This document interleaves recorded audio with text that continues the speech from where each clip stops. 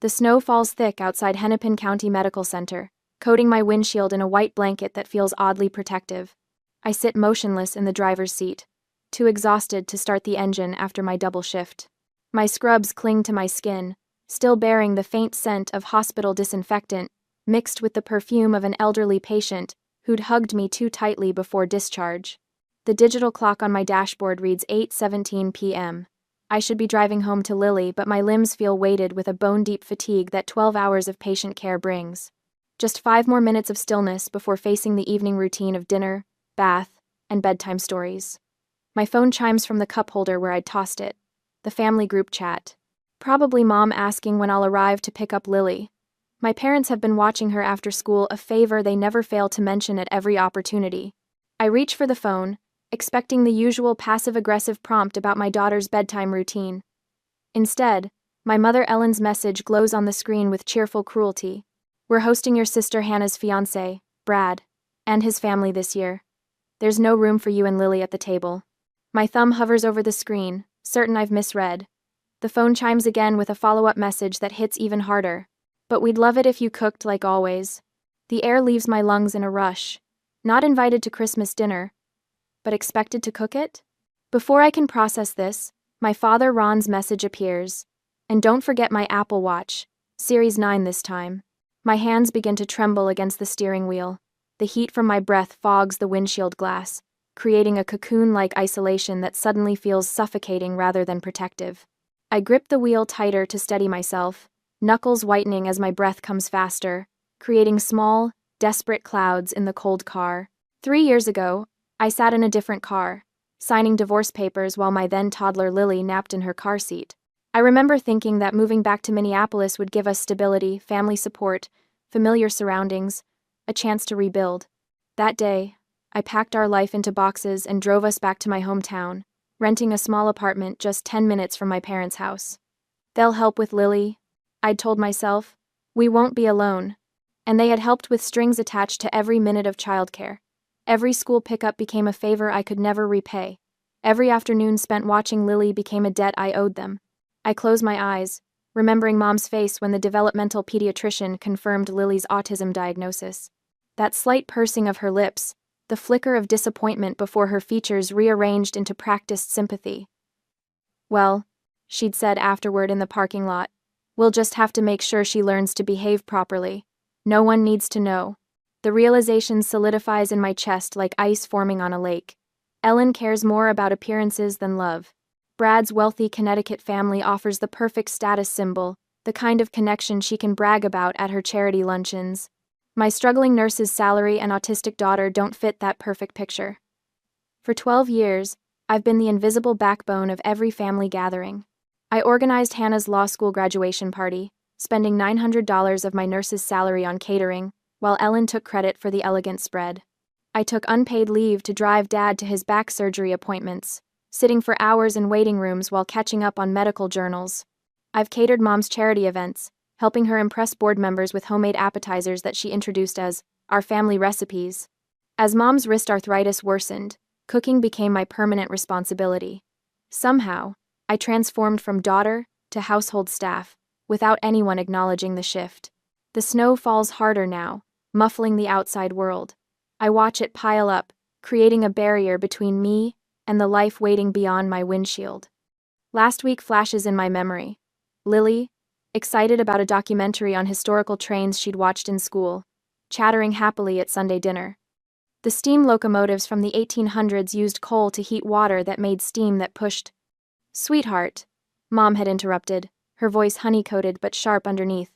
Not everyone wants to hear about locomotives right now. Lily's face had crumpled in confusion, her eyes darting to mine for explanation. That look bewildered, hurt in her bright eyes haunts me still. I sit straighter in my seat as the snow thickens outside, the truth crystallizing with sudden, painful clarity. My family is ashamed of my daughter. Something breaks inside me, a dam holding back years of accommodations and excuses. But as that structure crumbles, something else rises in its place, something unfamiliar and terrifying in its newness. Something that feels dangerously close to freedom. My fingers hover over the phone screen, muscle memory ready to call Ellen back, apologize for the delay, agree to cook the perfect Christmas dinner, while Lily and I eat leftovers at home later. Years of appeasing, peacekeeping, and absorbing slights rise up like a well-rehearsed script. But Lily's voice echoes in my mind. Why does Grandma get mad when I talk about trains? I turn off the phone instead of calling back. The screen goes black, reflecting my face in the darkness, eyes clear, jaw set. I start the engine and carefully back out of the parking space, driving slowly through the snow toward home, toward Lily. For the first time in years, my mind feels oddly quiet, stripped of the constant worry about pleasing my family. Instead, a new clarity forms, a clarity that feels dangerous and necessary all at once. That night, Lily's gentle snores filter through the thin apartment walls as I spread my phone, laptop, and a stack of receipts across the kitchen table. The blue glow of the screen casts shadows across my face as I open my text messages, scrolling back through months, then years. You know we can't do this without you, sweetheart. My mother's text from Easter stares back at me. I'd stayed up until 2 a.m. preparing a ham dinner for 12, then driven 40 minutes to deliver it to their house before my hospital shift. I continue scrolling, an archaeologist excavating the ruins of my own life. Don't make Mom stress again. Hannah's message from last Thanksgiving surfaces. I'd questioned whether I needed to make all 7 side dishes Ellen had requested. I ended up making 9, borrowing $200 from my emergency fund to cover ingredients. I opened my banking app, the numbers swimming before my exhausted eyes. Electronic transfers to my parents' accounts, $175 for Dad's birthday golf clubs, $300 toward Hannah's engagement party venue, $86 for Mom's medication that insurance wouldn't fully cover. In my photo gallery, I find images from the Street Paul Children's Hospital fundraiser last spring. Ellen stands center stage in a powder blue dress, accepting applause for the exquisite catering, food I'd prepared over 3 sleepless nights, food she never once mentioned I had made. My hands tighten around my phone, a dull ache spreading across my knuckles.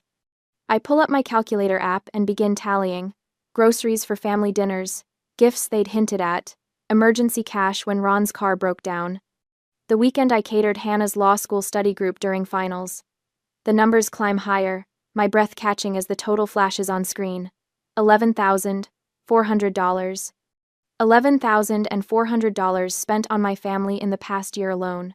With trembling fingers, I check my bank account. $438 until next payday. Not even enough to cover next week's childcare if my parents follow through on their threat to stop watching Lily. Ellen's manipulation has been artful, almost admirable in its precision. Each request wrapped in just enough affection to disguise the command underneath. Each implied obligation tied to some past kindness that must be repaid eternally. Hannah learned from the best, her texts always beginning with sisterly concern before the inevitable ask. Her wedding planning has accelerated the pattern, expensive taste with the unspoken expectation that I'll fill the financial gaps. Ron stays mostly in the background, except when he wants something specific. The Apple Watch, the golf clubs, the Waterford Crystal whiskey decanter that sits unused in their display cabinet. And now Brad, Hannah's fiancé, whose wealthy Connecticut family has become the newest excuse to push Lily and me further from the holiday table. His parents coming for Christmas has transformed me from daughter to caterer in one crisp text message. I stand, legs unsteady, and move to the bookshelf where old photo albums gather dust. The earliest shows me at 6, standing slightly behind Hannah in matching Christmas dresses. My smile is tentative, hers confident. Hannah center stage, me in the wings, a pattern established early. I flip through birthdays, Christmases, graduations. In every image, the same configuration. Hannah receiving, me providing.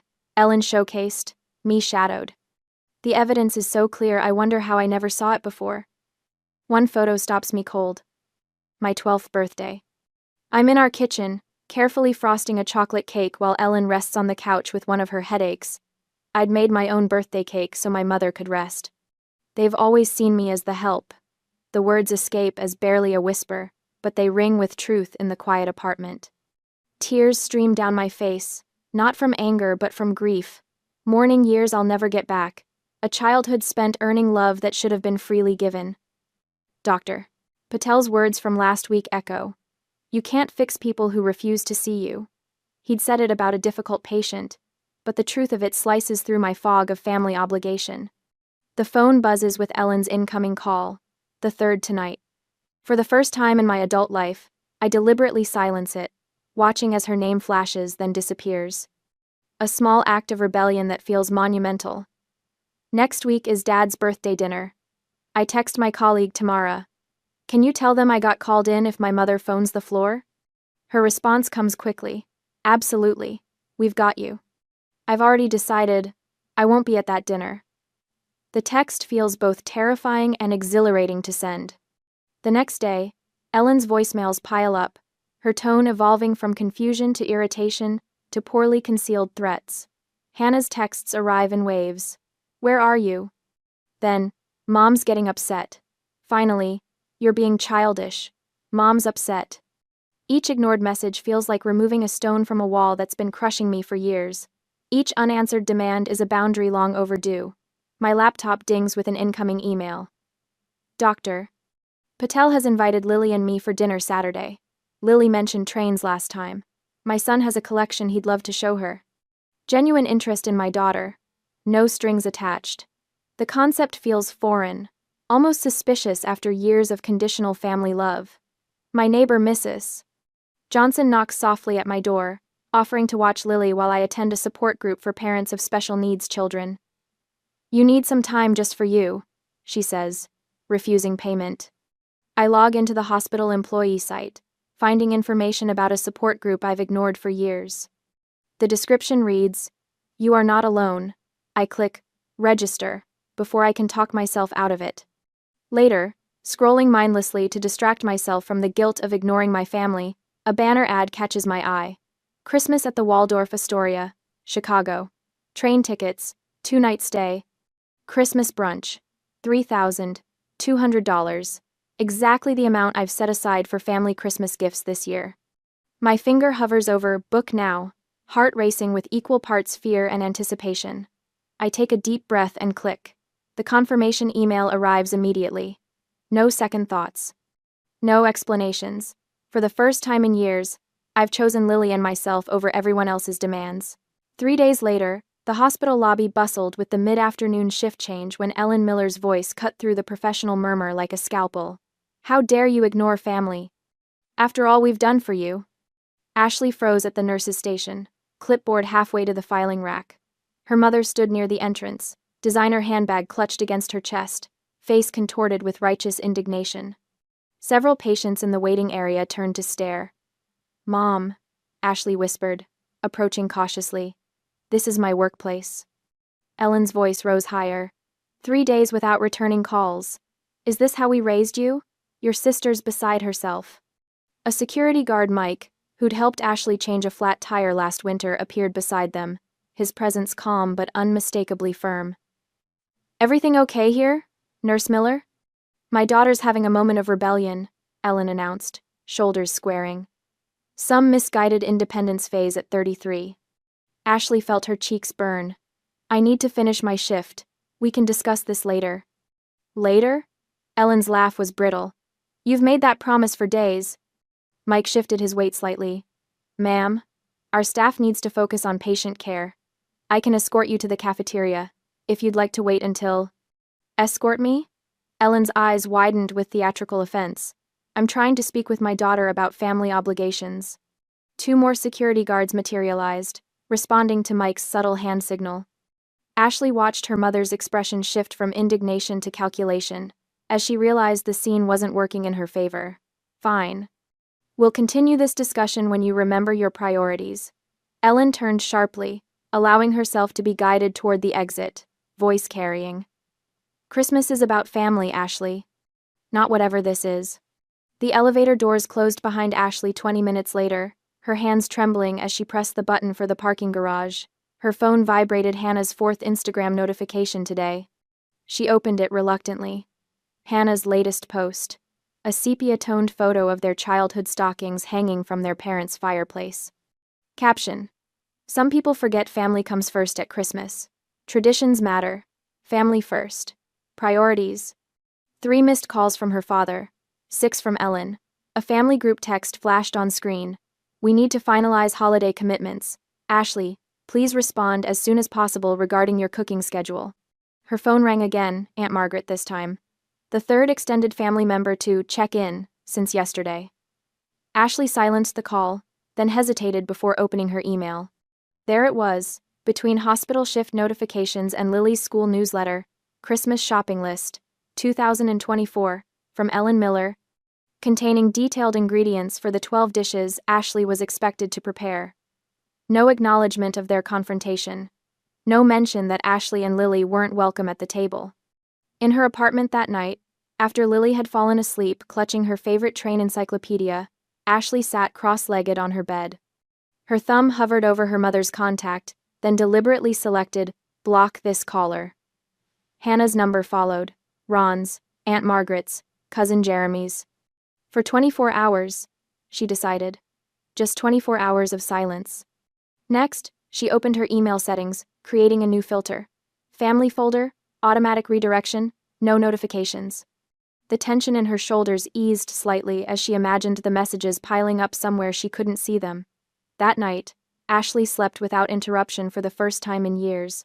No 2 a.m. texts from Ellen asking for recipe confirmations, no pre-dawn anxiety about forgotten family obligations. She woke feeling oddly light, as if gravity had somehow lessened overnight. Before Lily stirred, Ashley sat by the window, watching dawn break over Minneapolis. 15 minutes of silence. 15 minutes of breathing without planning anyone else's day. The apartment felt different, protected. Later, while Lily arranged her cereal into perfect concentric circles, Ashley opened a blank document on her laptop. Family patterns, she typed. The evidence flowed easily. Holidays spent cooking while others ate, vacation days sacrificed for Ellen's charity events, loan money never repaid, Hannah's emergencies always trumping Lily's needs. Seeing it in black and white felt simultaneously heartbreaking and validating. This wasn't normal family give and take. This wasn't love. This was exploitation with a smile. Her phone call to the therapist's office felt like crossing a border into unknown territory. First available appointment, please, she told the receptionist, regarding family boundaries. That evening, Ashley stood before her bathroom mirror. No, she practiced, watching her reflection. I won't be cooking Christmas dinner this year. Her voice wavered, then steadied with repetition. Lily and I have other plans. Lily's school holiday concert arrived with perfect December precision 2 weeks before Christmas, just as Ellen had calculated. Ashley spotted her mother and sister immediately upon entering the elementary school auditorium. They'd positioned themselves near the only exit door, a tactical choice that made Ashley's stomach clench. There you are?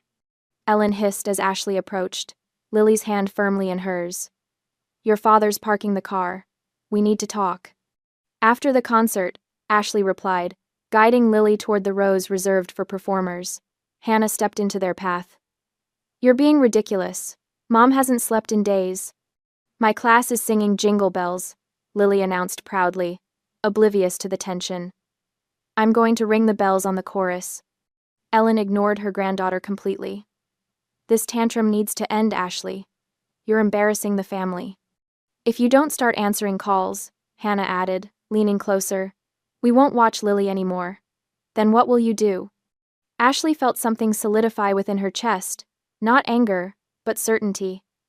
I've hired an after-school sitter, she said calmly. Lily and I won't be at Christmas. Ellen's carefully applied makeup couldn't hide her shock. What will we tell Brad's family? They're expecting your cooking. I'm sure you'll manage. Ashley guided Lily around them toward the stage door, not looking back at her mother's sputtering response. Dr. Patel and his wife Eliza arrived at Ashley's apartment 3 days later bearing homemade curry and freshly baked naan. A pre-Christmas dinner, Eliza explained, smiling warmly at Lily. Sandeep mentioned you might need some friendly faces this week.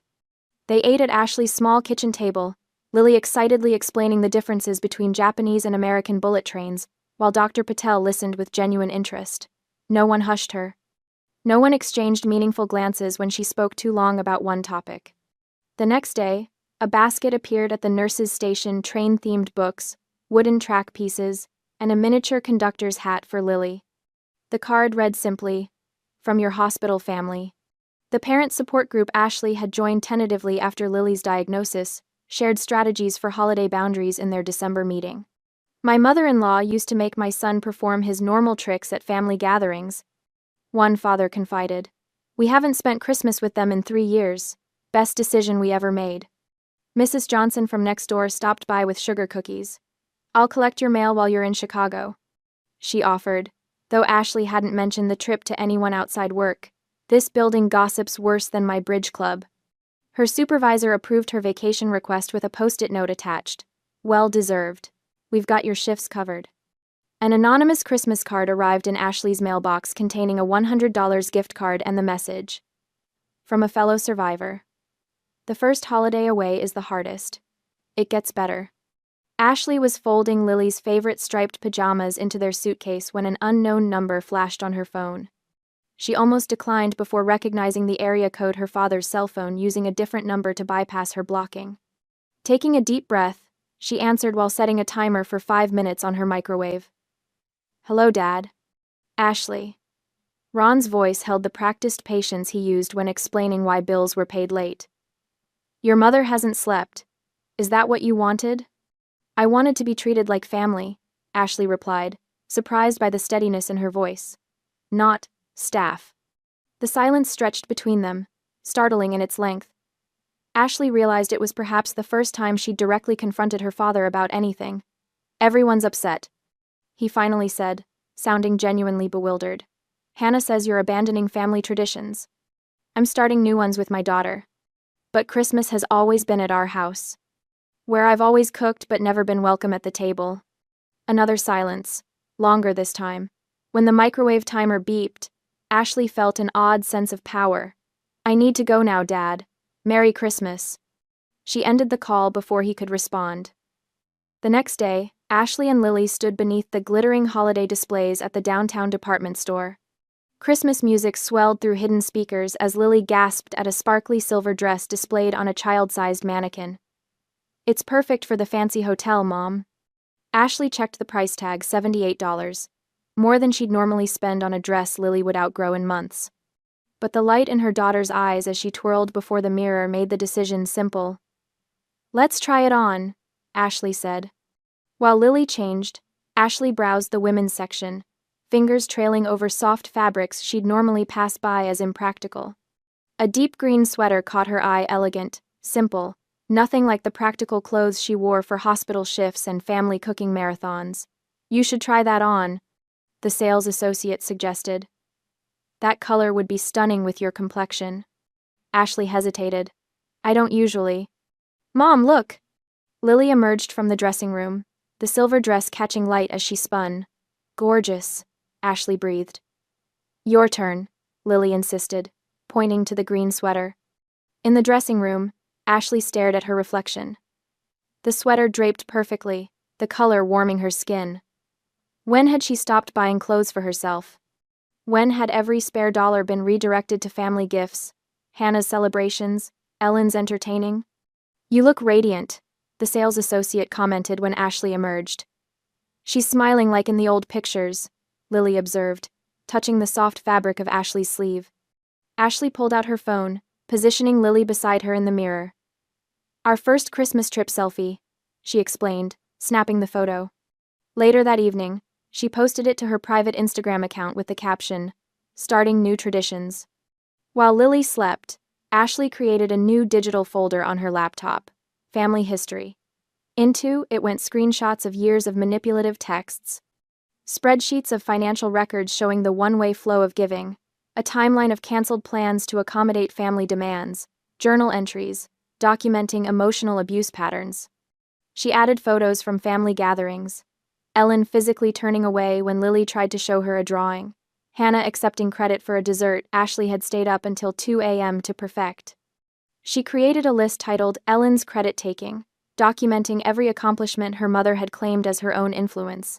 Ashley's nursing degree, Hannah's law school acceptance, even Lily's early reading skills. Despite Ellen's minimal interaction with her granddaughter, the folder grew steadily, backed up to a secure cloud account.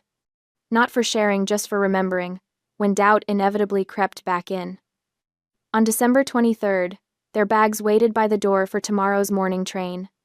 Ashley checked their tickets and hotel confirmation one last time before closing her laptop. An email notification chimed. From Hannah. Subject line, "You'll regret this." Ashley's finger hovered over the delete button. Then, remembering her documentation folder, she clicked instead. Hannah's message was brief. "If you leave town for Christmas, don't expect to be welcome in this family again." Ashley stared at the screen, feeling a strange calm settle over her. "That sounds like freedom," she whispered to the empty room. The December morning air bites at our cheeks as Lily and I step onto the Amtrak platform. The sky stretches clear and bright above us, a perfect blue canvas that feels like permission. Lily clutches her favorite pajamas to her chest, the ones with trains that she insists on bringing despite the fact that we'll have fresh hotel linens waiting. "Mom, I packed my sketchbook and my special headphones," she says, patting her purple backpack. The noise-canceling headphones were a splurge after her diagnosis, one of the few things I bought without questioning whether we could afford it. I check our tickets one more time, a nervous habit. Minneapolis to Chicago. 2 passengers. A one-way journey to something that feels dangerously close to hope. The train gleams against the platform, its windows reflecting the winter sun. The sight steadies my racing pulse. We're really doing this. We're really leaving. All aboard. The conductor's call breaks through my thoughts. Lily tugs at my hand, eyes wide with excitement. "Mom, it's time." We find our seats quickly, settling into the plush upholstery as the train lurches forward. The conductor stops by our row, his weathered face creasing into a smile as he hands Lily a paper bell ornament. "Merry Christmas, young lady," he says with a wink. Lily accepts it with reverent hands, tracing the outline with her finger. "Thank you," she whispers, the words coming easily in her delight. Her happiness is infectious, loosening the knot that's been sitting in my chest for weeks. She leans close, her breath warm against my ear. "Mom, I think this train is taking us to our real Christmas." Something catches in my throat as I nod. Out the window, Minneapolis begins to slide away. The hospital, where I've worked double shifts, the apartment where we've lived small, careful lives, and somewhere beyond the skyline, the house where I stopped being a daughter and became the help. With each mile, I feel the weight lifting. I deliberately leave my phone in my purse, silencing the shrill demands of guilt. For once, there is only forward motion. Lily opens her sketchbook, the fresh page bright under the cabin lights. She begins to draw snowflakes, each one unique and intricate. Below them, she carefully prints the words "Real Christmas" in her neat handwriting. I watch her work, marveling at how easily children embrace new beginnings. Back in Minneapolis, I know they're already moving against us. I can picture Ellen, her manicured nails clutching the phone as she calls the hospital administration. "It's a family emergency," she'd say, voice trembling with practiced concern. I'm worried about Ashley's mental state. She's taken her daughter and disappeared. Hannah would be contacting my few friends, spinning tales of concern. We're just worried about her. She's been under so much stress lately, and with Lily's situation. Well, we just want to make sure they're both okay. And Ron, always the background player, would be reaching out to Lily's school counselor, suggesting an unstable home situation that requires monitoring. Their coordinated attack would be unfolding precisely as I'd anticipated, a narrative carefully constructed to undermine my independence, to paint me as unstable rather than awakened.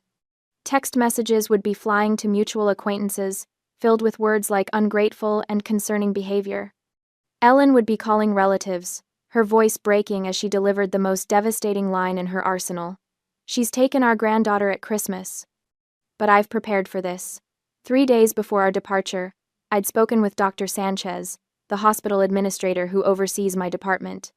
"My family situation has become difficult," I'd explained, laying out just enough truth to inoculate against Ellen's inevitable call. "If anyone contacts you expressing concern about my mental state, please know it's part of a pattern of control." "Doctor." Sanchez nodded, her dark eyes understanding. "Family dynamics can be complicated. Take your approved vacation days, Ashley. Your work speaks for itself." I'd sent a detailed email to Mrs. Peterson, Lily's school counselor, documenting our boundary-setting journey and the family's reaction.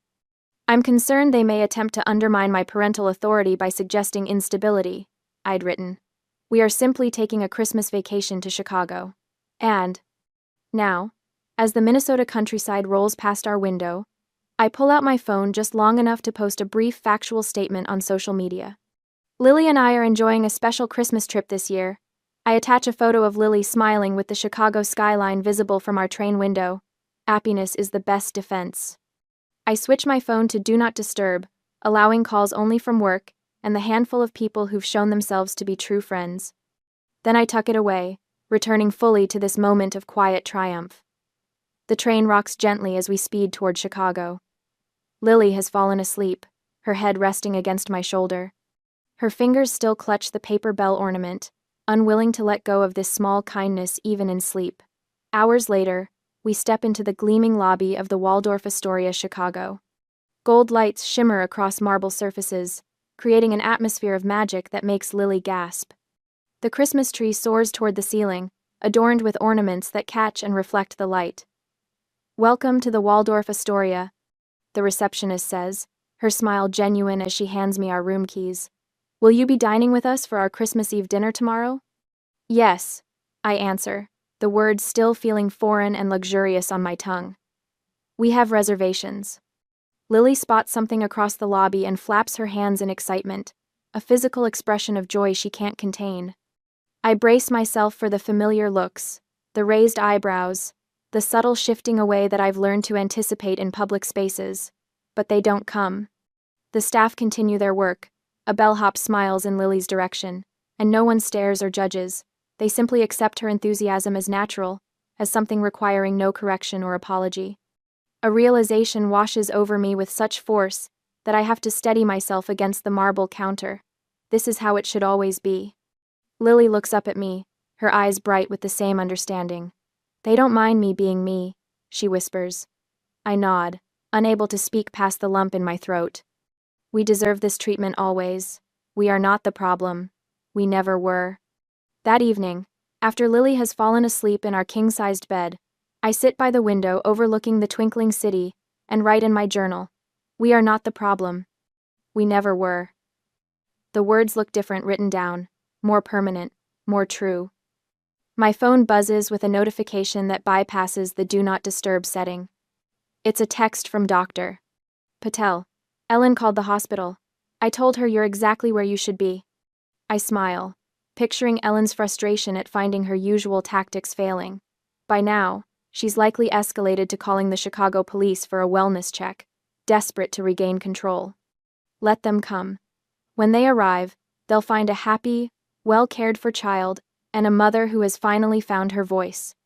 They'll see what Ellen has refused to see, that love doesn't demand servitude, that family isn't measured in meals cooked but in respect given. Tomorrow is Christmas Eve. For the first time in years, I feel the holiday's promise of peace. Not because I've silenced myself to keep others comfortable, but because I've finally spoken the truth loud enough for myself to hear it. As I close my journal, my phone buzzes again. A text from Hannah. "Mom's losing it." She accidentally sent a message to the wrong group chat saying, "We can't tell the Bradleys," she refused. "Just say she's working Christmas." Several family friends were included. Everyone knows now. I set the phone down without responding. The truth is emerging without my effort. The carefully constructed family image is crumbling under the weight of its own deception. Outside our window, snow begins to fall, gentle flakes descending on a city that has unexpectedly become our sanctuary. Tomorrow will bring its own challenges, but tonight, in this moment, we are exactly where we should be. Christmas morning finds us in the golden glow of the Waldorf Astoria's grand dining room. Lily spreads strawberry jam on her third piece of toast, her eyes wide at the crystal chandeliers above us. She's wearing the sparkly dress we bought specially for this occasion, and her hair is neatly brushed. No rushing this morning, no tense family breakfast with Mom's disapproving glances. My phone vibrates on the table. Ellen's name flashes on the screen, the third call in 20 minutes. I silence it and turn it face down, refusing to let her intrude on our peace. But a voicemail notification appears seconds later, and something tells me I should listen. "Ashley." My mother's voice sounds strained, theatrical. "I'm in the hospital." My heart. "The doctors aren't sure what's happening. Please come home. Lily needs her grandmother. I need my daughter." I stare at the phone, that familiar twist of panic and guilt rising in my chest. but something feels wrong. 3 years of nursing at Hennepin County Medical Center has taught me the rhythm of real emergencies. More pancakes, Mom? Lily asks, oblivious to the manipulation attempting to breach our sanctuary. In a minute, sweetheart. I step away from our table and call Sandra, my friend in hospital administration back in Minneapolis. Ellen Miller? No, we don't have any admission under that name today, Sandra confirms after checking. Nothing at Abbott or Methodist either. Are you okay, Ash? The relief that floods me is immediately followed by a cold anger. While I'm watching Lily delight on Christmas morning, my mother is fabricating medical emergencies to regain control. Back at the table, my phone lights up with a text from Hannah. Just call Mom. She's falling apart. You've made your point. Then Ron. Haven't you punished us enough? It's Christmas, for God's sake. Cousin Jill.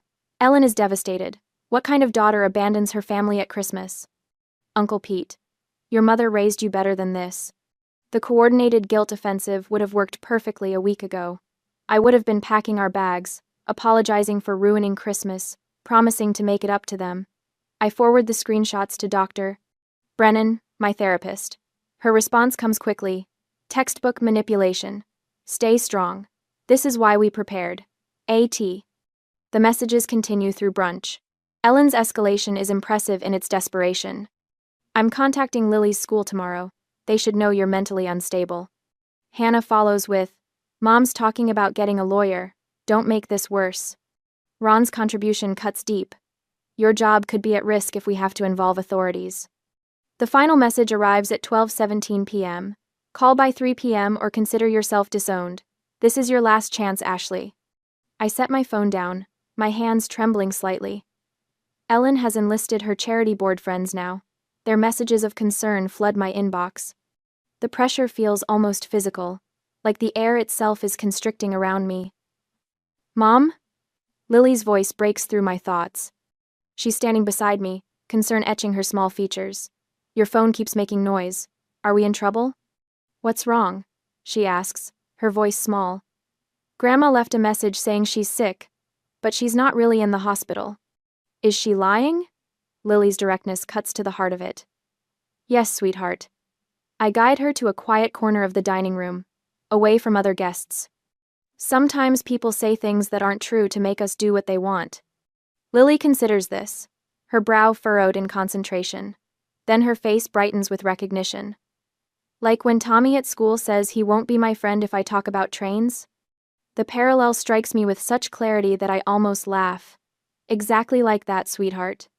That's not very nice, Lily says firmly. No, it's not. I touch her cheek gently.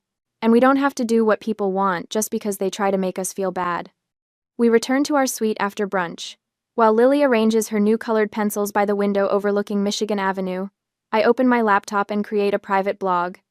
I title it Our Little Escapes and write our first post. If they don't save you a chair, build your own table. I added a photo of Lily and me at brunch, our faces relaxed and genuinely happy. Possibly the first authentic Christmas photo we've had in years. The clock on my phone shows 2:37 p.m. Ellen's ultimatum looms, but I feel strangely calm. I silence my phone and join Lily at the window, watching holiday shoppers bustling on the street below. 3 o'clock comes and goes without acknowledgement. A weight lifts from my shoulders as I realize I've been holding my breath for years. What my family doesn't know is how methodically I've prepared for this moment. Hospital administration has been briefed on potential interference from Ellen. Lily's school counselor has documentation about our healthy boundary setting. Dr. Brennan's records establish my mental stability. Our finances, though tight, are independent and secure. The evidence folder sits untouched in my cloud storage. Its power lies in having it, not using it. Later that evening, I composed a single email to my family. My tone is professional, calm, without accusation. I am open to a relationship under these conditions: respect for Lily, no demands for unpaid labor, and acknowledgement of past behavior. Professional family therapy would be required before any meaningful reconciliation.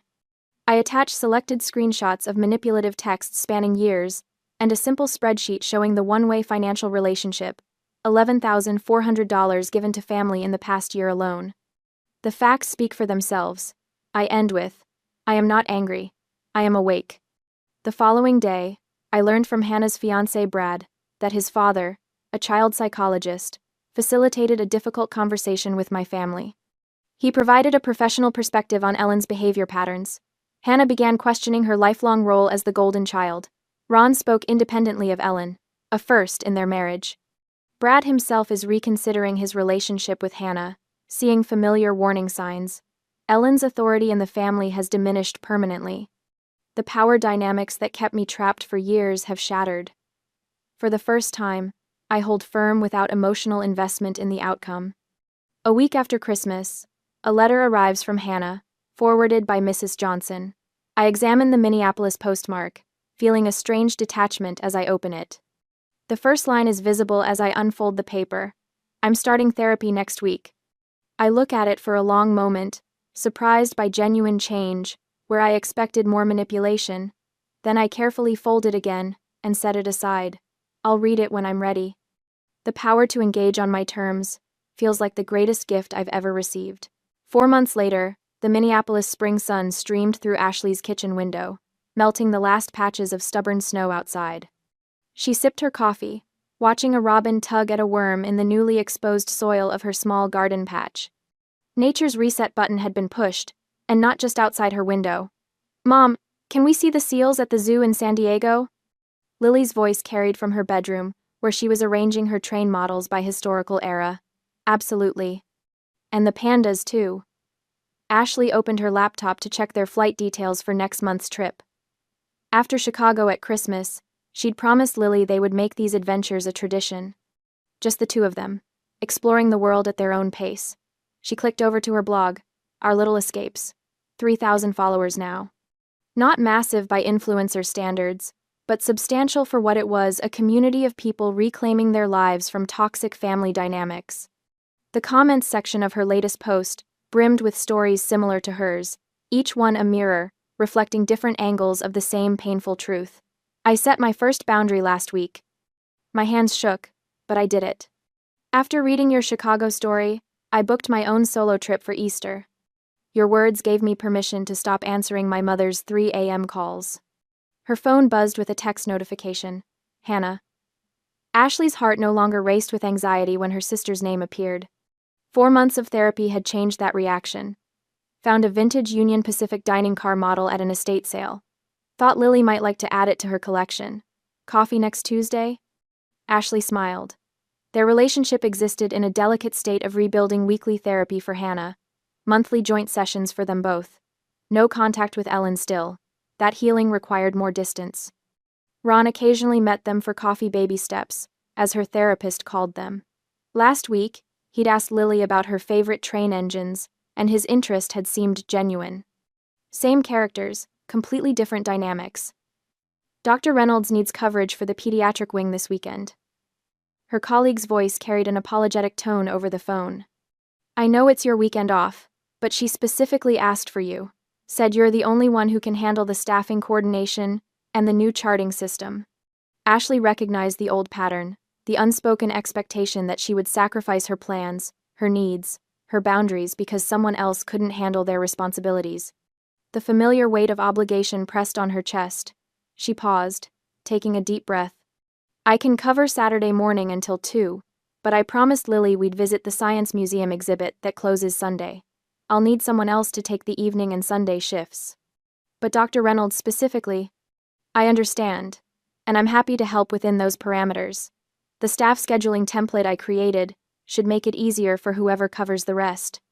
After the call ended, Ashley waited for the familiar wave of guilt to crash over her.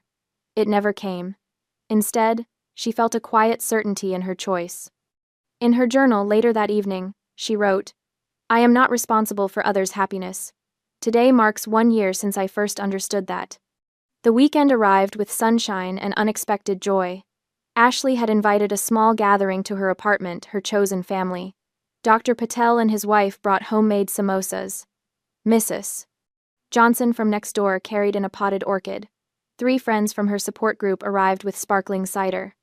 Lily proudly showed her train collection to attentive guests who asked questions about steam engines and track gauges. No one hurried her explanations or exchanged meaningful glances over her head. Doctor. Patel raised his glass as they gathered around Ashley's table, a vintage farmhouse piece she'd found at a flea market and refinished herself. To Ashley, who showed us all what courage looks like. Laughter and genuine conversation filled the rooms. No tension, no walking on eggshells, just joy. Home had finally become a sanctuary.